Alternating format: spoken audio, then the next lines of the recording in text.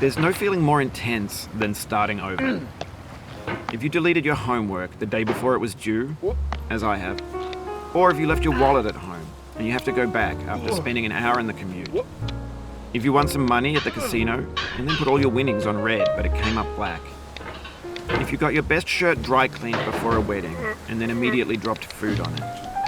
If you won an argument with a friend and then later discovered that they just returned to their original view.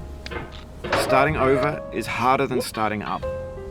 If you're not ready for that, like if you've already had a bad day, then what you're about to go through might be too much. Feel free to go away and come back. I'll be here. Alright, thanks for coming with me on this trip. I'll understand if you have to take a break at any point. Just find a safe place to stop and quit the game. Don't worry, I'll save your progress, always, even your mistakes. This game is a homage to a free game that came out in 2002, titled Sexy Hiking. The author of that game was Jazuo, a mysterious Czech designer who was known at the time as the father of B-games. And B-games are rough assemblages of found objects. Designers slap them together very quickly and freely, and they're often too rough and unfriendly to gain much of a following. They're built more for the joy of building them than as polished products.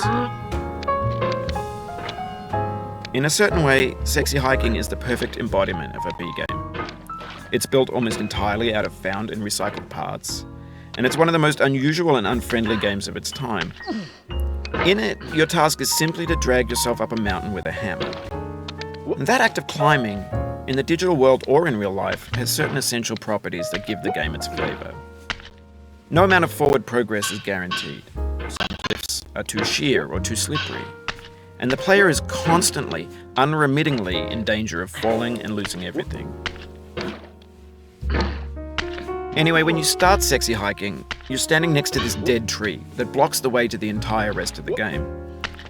It might take you an hour to get over that tree, and a lot of people never got past it. You prod and you poke at it, exploring the limits of your reach and your strength, trying to find a way up and over. And there's a sense of truth in that lack of compromise. Most obstacles in video game worlds are fake. You can be completely confident in your ability to get through them once you have the correct method or the correct equipment or just by spending enough time. In that sense, every pixelated obstacle in Sexy Hiking is real. The obstacles in Sexy Hiking are unyielding, and that makes the game uniquely frustrating. But I'm not sure Jazuo intended to make a frustrating game. The frustration is just essential to the act of climbing, and it's authentic to the process of building a game about climbing.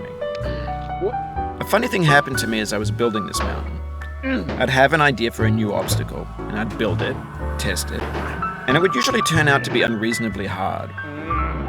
But I couldn't bring myself to make it easier. It already felt like my inability to get past a new obstacle was my fault as a player rather than as a builder. Imaginary mountains build themselves from our efforts to climb them, and it's our repeated attempts to reach the summit that turns those mountains into something real. When you're building a video game world, you're building with ideas.